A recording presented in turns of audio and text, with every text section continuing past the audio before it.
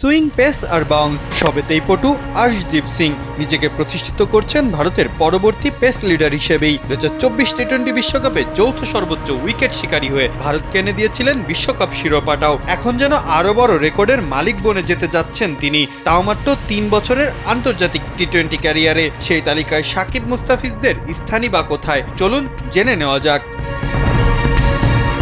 ম্যাচের হিসাবে আন্তর্জাতিক টি-20তে সবচেয়ে দ্রুততম 100 উইকেটের মাইলফলক স্পর্শ করেন রশিদ খান। 53 ম্যাচে সেই রেকর্ড করতে তার সময় লেগেছিল 6 বছর 3 দিন। টেস্ট খেলুড়ে দেশের মধ্যে সবচেয়ে কম সময়ে দ্রুততম 100 উইকেট পেয়েছিলেন হ্যারি শ্রোফ, সময় লেগেছিল 4 বছর 171 দিন। আর্শদীপ সিং ইতিমধ্যেই খেলে ফেলেছেন 63 ম্যাচ, তাই কম ম্যাচ নয়, দ্রুততম সময়ে 100 উইকেটের রেকর্ড গড়বেন তিনি। নিন মজাদার গোলমার্ক পপ, কুড়মুড়ে বাইটে ফুরফুরে লাইফ।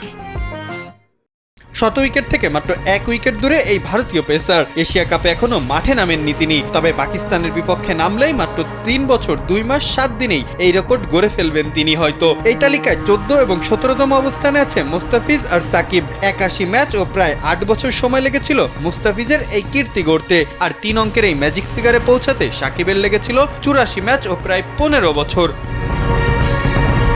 93 উইকেট নিয়ে এই এলিট লিস্টে যুক্ত হবার অপেক্ষায় আছেন বাংলাদেশি আরেক পেসার তাসকিন আহমেদও। তারও সময় লাগছে প্রায় 1 যুগ। এতেই বোঝা যায় ভারত আর বাংলাদেশের টি-20 ম্যাচের সংখ্যায় ঠিক কতটা তফাৎ। তবে সে যাই হোক, রোহিতের অস্ত্র থেকে এখন সূর্যকুমার যাদবের সেনানি হওয়ার দৌড়ে এগিয়ে যাচ্ছেন আর্শদীপ সিং। এই ধারা অব্যাহত থাকলে এমন অসংখ্য রেকর্ডের মালিক তিনি বনে যাবেন নির্দ্বিধায়।